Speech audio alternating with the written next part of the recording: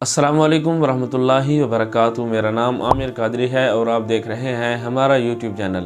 سب سے پہلے کریم آقا علیہ الصلوۃ والسلام کی ذات مقدسہ پر درود پاک کا نذرانہ پیش کر لیتے ہیں۔ اللہم صلی وسلم وبارک علی سیدنا و مولانا محمد معدن الجود والکرم وعلی آلہ وصحبہ وبارک وسلم۔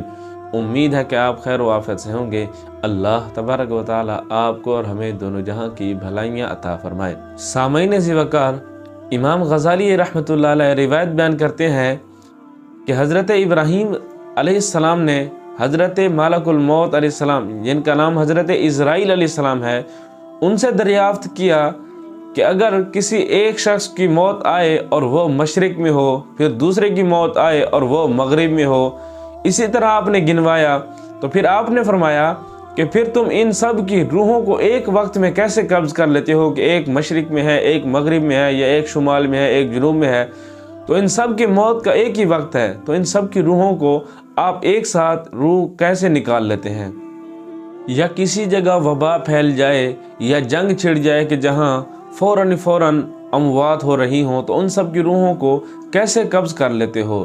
تو حضرت اسرائیل علیہ السلام نے جواب دیا کہ میں ان تمام روحوں کو بلا لیتا ہوں اور وہ روحیں میرے ہاتھوں کی انگلیوں کے درمیان میں آ جاتی ہیں تو میں انہیں قبض کر لیتا ہوں۔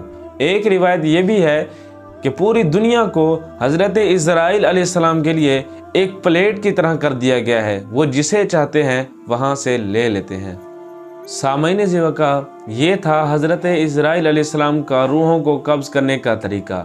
اللہ تبارک و تعالیٰ سے دعا ہے کہ اللہ تبارک و تعالیٰ ہمیں موت نصیب فرمائے تو سبز گنبد کے سائے میں نصیب فرمائے، اور ہمارا مدفن مصطفیٰ کریم علیہ السلام کا مدینہ بنے۔